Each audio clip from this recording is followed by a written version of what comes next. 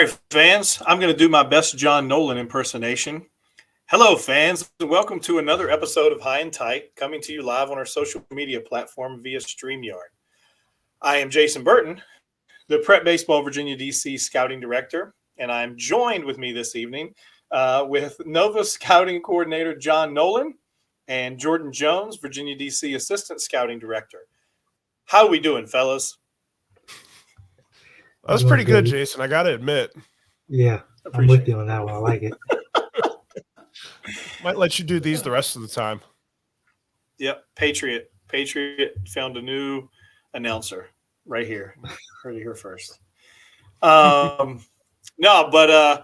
we're gonna get into team of the week here. Announce our week 2 team of the week, and for that, I am going to hand it over to John Nolan.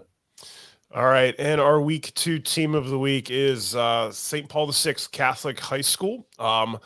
They are 5-0 overall on the season after a 3-0 week.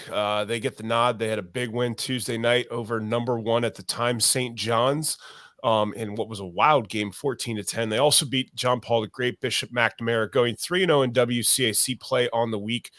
They scored 50 runs across the week in those 3 games. I would say that's what we call good offense, but I'm not totally sure. Again, that game was wild on Tuesday. Those were the top 2 teams in our rankings. Those are the top 2 teams in the WCAC, and because of the addition of John Paul the Great to the WCAC for baseball this year, that's actually the only time they're going to meet in the regular season, so it's going to have some massive playoff implications when we get there.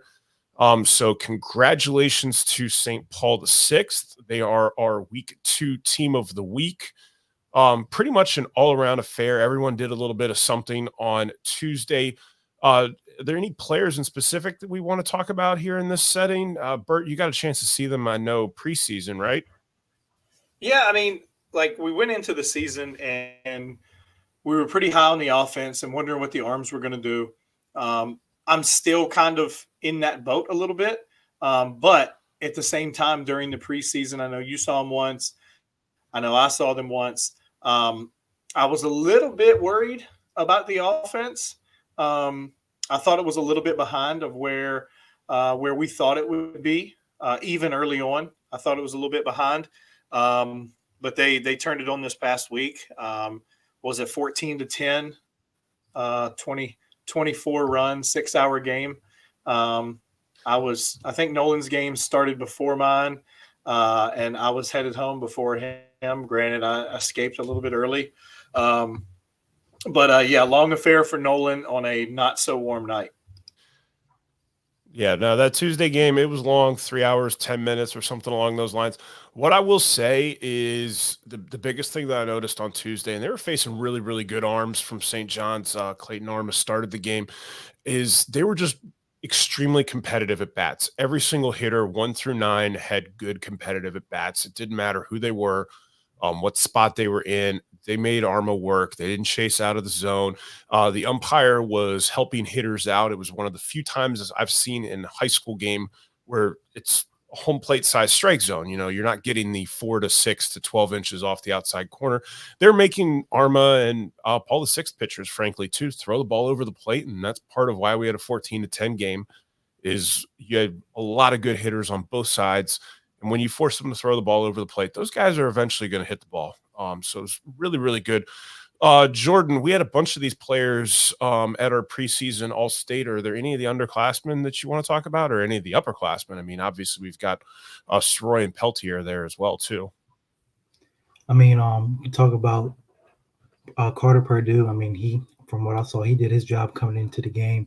And with him, he just makes pitches, he gets outs, so you know what to expect from him. So that's big for underclassmen to come in that type of game and know what you have to do to get outs in that environment. You know, like Soroy has, just looking at box scores and stuff, Soroy's really turned it on offensively. But I tell you what, like maybe one of the best uncommitted hitters in the state is Will Ty. Like he just hits. He has just produced early on. He was one of the few bats that I saw that kind of I felt like he was a little bit more up to speed and a little bit more kind of tuned up in the preseason in that scrimmage. But the kid just hits. I mean, hit 3 in that order. That says something.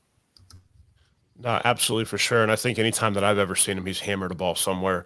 So yeah, no, it was definitely good. And to your point about Soroy, I mean, he and Peltier in that first inning, Peltier jumped on the first pitch and it got run down.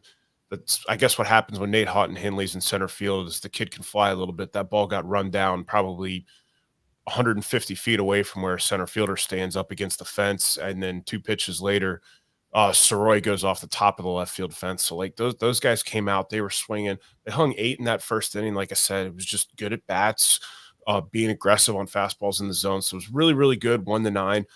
Jordan, to your point, it wasn't just Purdue; it was the entire staff. I thought did a good job. It was very competitive. Everyone got some big outs.